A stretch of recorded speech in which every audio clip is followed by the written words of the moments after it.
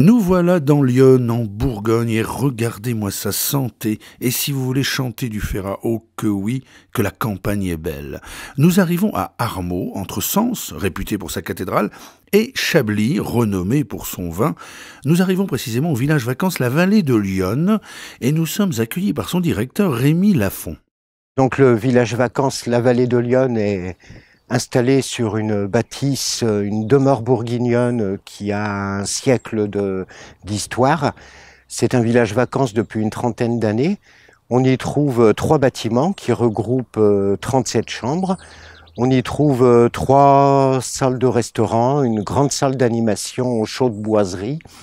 À l'extérieur, comme on peut le voir, nous avons ici une terrasse qui a été aménagée et végétalisée par notre animateur spécialiste Emeric. On y trouve également une piscine, des petits espaces extérieurs privatifs, des salles de jeu, une salle de remise en forme là qu'on finit ces jours-ci avec des rameurs, des vélos.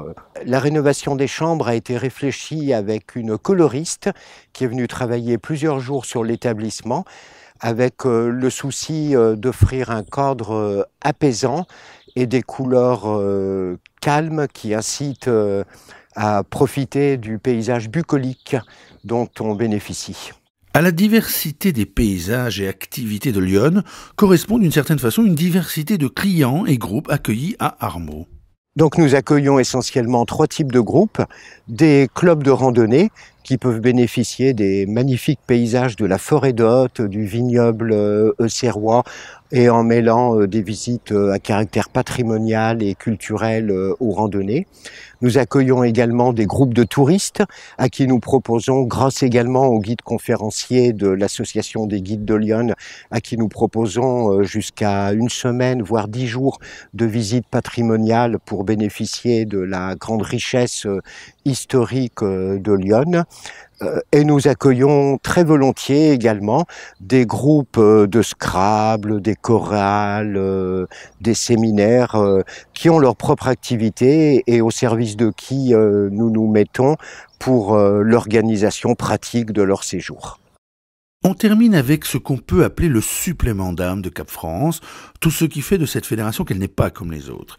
C'est son statut numéro 1 d'abord, mais aussi son esprit de famille, son attachement aux innovations environnementales, sa proximité avec les acteurs économiques et associatifs locaux, et puis sa volonté d'intégration sociale du plus grand nombre.